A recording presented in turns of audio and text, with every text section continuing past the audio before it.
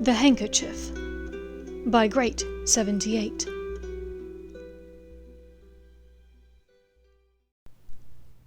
Chapter 131. Passings and Passages. As quickly as the fiend fire had started and spread, and then rapidly swept through the space in the room of requirement, they were out, breathing fresh air once more. Draco and Potter hit the opposite wall, earning a "Oi, watch it!" from the dancing trolls. The broom splintered and sharded beneath them, and Draco found himself face down, retching and coughing from the thick, acrid smoke. He raised his head slightly and looked around the corridor. There were only the 5 of them. "Crabbe!" he called out. "Crabbe!" "He's dead!" Weasley spat out, his voice hoarse and grated from smoke and anger. Sadness and regret overwhelmed Draco. Perhaps he could have calmed Crabbe down, urged more control, tried harder to gain the upper hand in the situation. Perhaps he should have refused to try and gain access into the room, disarmed them both in the corridor before they went inside, or maybe even years ago talked to them about why believing such rigid ideas wasn't always the best path to take. But then he had left them to their own devices, assuming them too ignorant and childish to be of any harm. And then Crabbe had accepted the dark mark. He had been willing and able to perform unforgivable curses. He had tried to murder Hermione and Weasley for Salazar's sake. Draco was saddened, not only because of Vince's death today, but because of Vince's decisions made in the minutes and months and years before.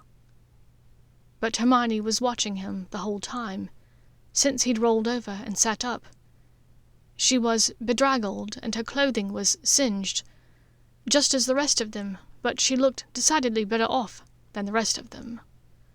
Draco wondered briefly if the talisman handkerchief had protected her from too much smoke inhalation.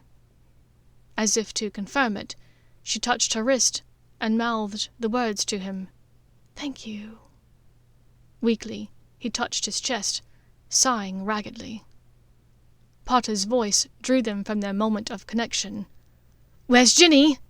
he asked frantically. "She was here. She was supposed to go back into the room of requirement. Blimey, do you reckon it'll still work after that fire? Shall we split up and look?" Weasley was staring about for his sister. Hermione looked away from Draco reluctantly. "No, let's stick together. I say we go. Harry, what's that on your arm?" Potter looked down at the blackened circlet on his arm. "What? Oh, yeah." Gingerly, he seized the diadem and held it up to look at it more carefully. The feeble light of the corridor glinted off of the blue sapphire center stone, and Draco watched in awe as a thick, tarry, glutinous substance sprang from the diadem. It shook in the wizard's hands, then broke apart as he held it. There was a faint cry of agony that seemed to come from inside the thing, and Draco shivered involuntarily, knowing what this meant. It was now just the snake and the man himself. "It must have been a fiend fire." Hermione's voice shook. "Sorry?" Potter looked at her in confusion. "Fiend fire, cursed fire. It's one of the substances that destroy Horcruxes, but I would never, ever have dared to use it. It's so dangerous. How did Crabbe know how to—" "Must have learned it from the Carrows," said Potter with a steely look in his face. Draco had no doubt that he was right. Teaching young students how to conjure fiend fire seemed like something Amicus would have done. "Shame he wasn't concentrating when they mentioned how to stop it, really," said Weasley, who was blackened from head to toe. "If he hadn't tried to kill us all, I'd be quite sorry he was dead." Hermione flicked her eyes down at Draco, then back up to the other wizards. "But don't you realize? This means if we can just get to the snake." But shouts suddenly rent the air around them, and the four of them turned to see a fight approaching. There was a blur of red hair, and Draco recognized at least a couple of Weasleys in the mix, dueling none other than the imperious Minister for Magic himself, Pious Thickness. Looking closer, Draco was able to make out that one of the Weasleys was none other than Percy. The other was one of the twins. Hermione and the other two wizards raced to help. Draco reached in his bag, finding the last 3 wands, and tugging them free of the rucksack.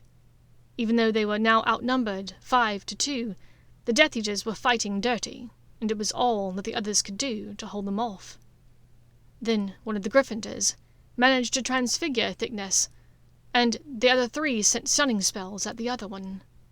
It seemed as though the skirmish was done, and Draco heaved a sigh of relief. The 5 of them had relaxed, even seemed to share a small joke. But then everything turned to shit. Draco watched in horror as the wall above them shifted slightly, pelted from the outside by what seemed like a dozen curses at once. The castle rumbled, and the wall began to disintegrate. "Protego Proculus!" Draco yelled fiercely, aiming the 3 wands at the 5 of them. The spell hit, but only just. The 4 that would group together, everyone except the twin, huddled together as showers of small stones and dirt pelted down onto them. The larger bits of block glanced off the invisible barrier that Draco had hastily erected, but it was not strong enough to prevent everything from getting to them. With a sickening feeling, Draco realized that the 5th wizard, the twin that had been joking only moments before with the rest of them, had been too far away from the others. Where for them the larger stones had shifted away, it wasn't the case for the twin. He was hit in the chest with a large chunk of rock, and he fell, eyes still open in shock, and head still thrown back in laughter. Draco gasped, unable to suck in enough air into his lungs. It was cruel, he thought. The way it happened right when they thought that the immediate danger had passed. A wail rang out, a sharp keen that spoke of pain, anger, sadness, shock and fury. He recognized it from similar sounds that he had made over the years, but it sounded so much worse. It was difficult to see in the dust cloud of the corridor, but Draco could just make out the forms of Potter and Hermione struggling to their feet in the debris. Then, "No! No! No! No, Fred, no!" Draco recognized this voice, too. It was the one that he himself had spoken with, whilst pretending to be Percy Weasley, at the Ministry of Magic several months ago. The dust cleared enough for Draco to make out the 3 Weasleys, grouped together, 2 trying to wake up the 3rd, who would rouse no more. Someone flew into the hole that had been made in the castle wall. Draco recognized the mask and dark robes of yet another Death Eater. The wizard immediately began firing curses at the 4 Gryffindors, and Draco was afraid to fire at the man's back, lest he hit their group in the haze of the corridor, still cloudy with dust. He hurriedly put 2 of the wands back in the bag, keeping the one that felt best in his hand. He heard a familiar scream. It was Hermione. Then a horrific sight. The largest spider that Draco had ever seen or pictured in his mind was climbing into the hole. This, then, must be an acromantula in its prime. It was bigger and scarier than even Draco could imagine. Aragog, in his old age and death, had been shriveled and shrunken. Not quite small, but only about the size of a professor's desk. The old spider's children that chased them had been some distance away, dwarfed by the gargantuan trees of the forbidden forest, shadowed by the dark evening. This creature, climbing up the wall of the castle and into the window, however, was easily the size of a muggle car, and it looked 1,000 times more menacing. Potter and Weasley fired at the spider, blasting him backwards, back out of the hole in the castle wall.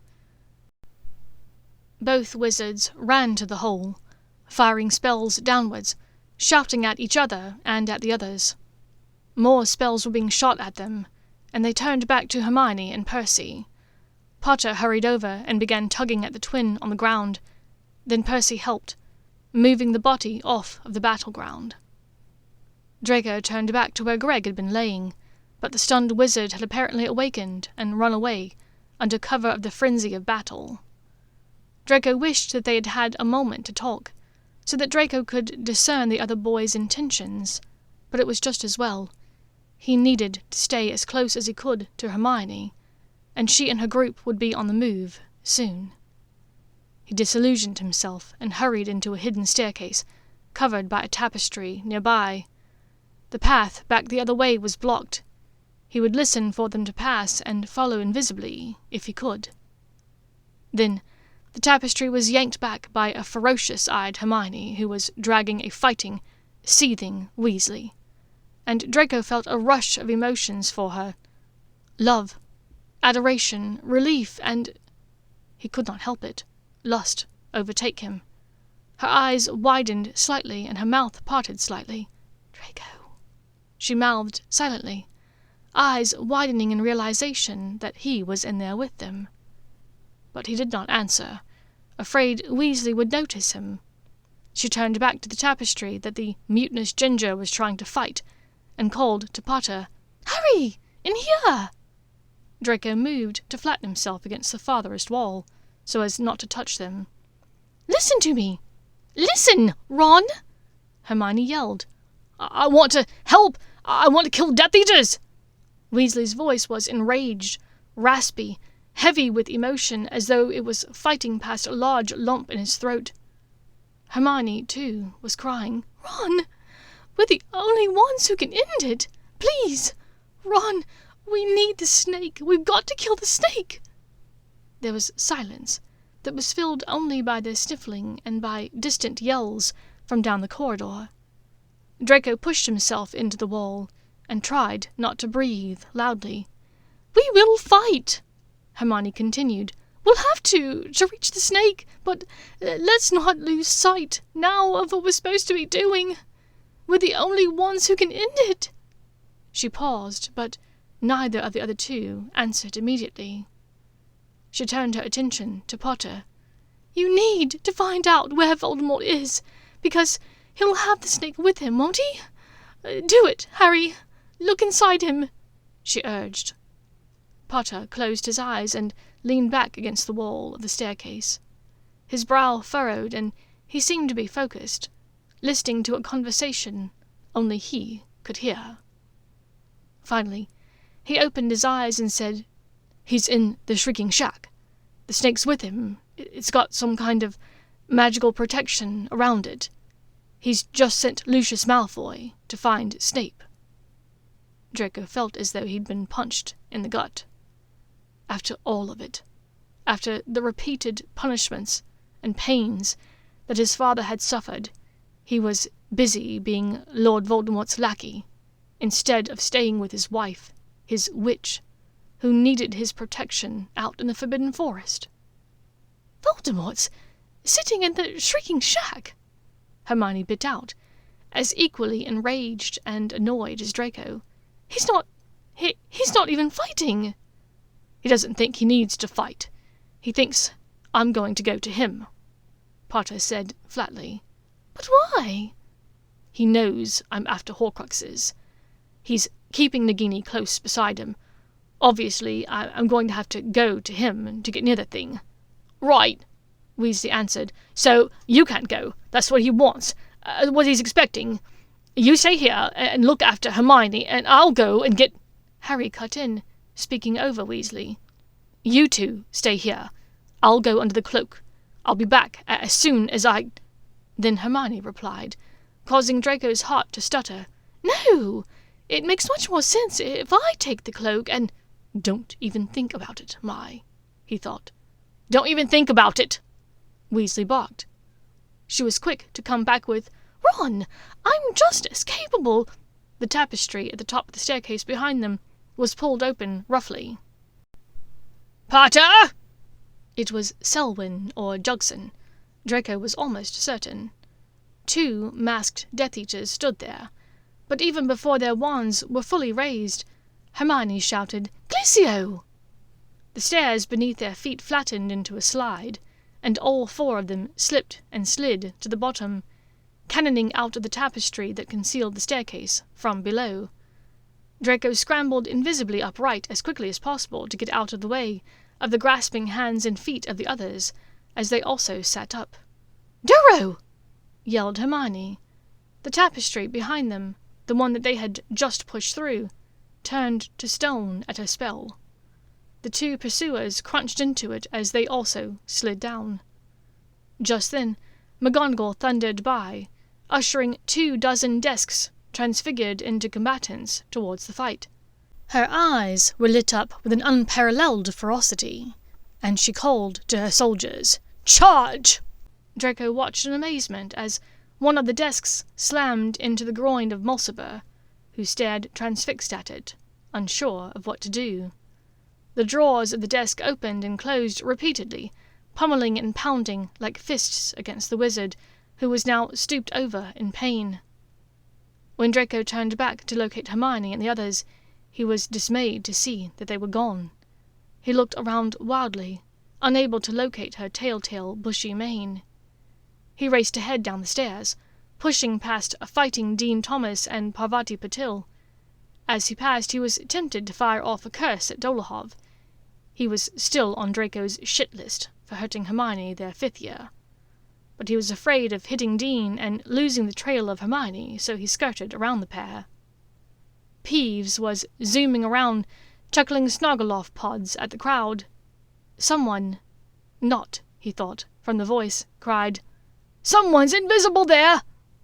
The wizard flung his hand out and fired off a random hex at the wall that sent the portrait subjects scrambling to get away. Draco looked and saw a suspended glob of Snargaloff slime, hanging in mid-air. Suddenly, the trio's quick disappearance made sense. They were under the cloak.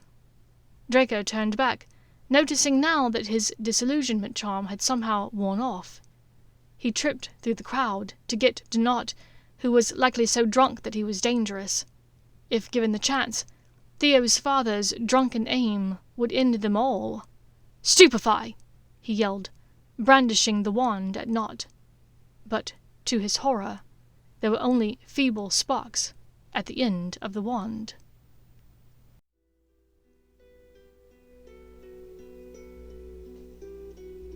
Thank you for listening to this chapter of The Handkerchief by Great78.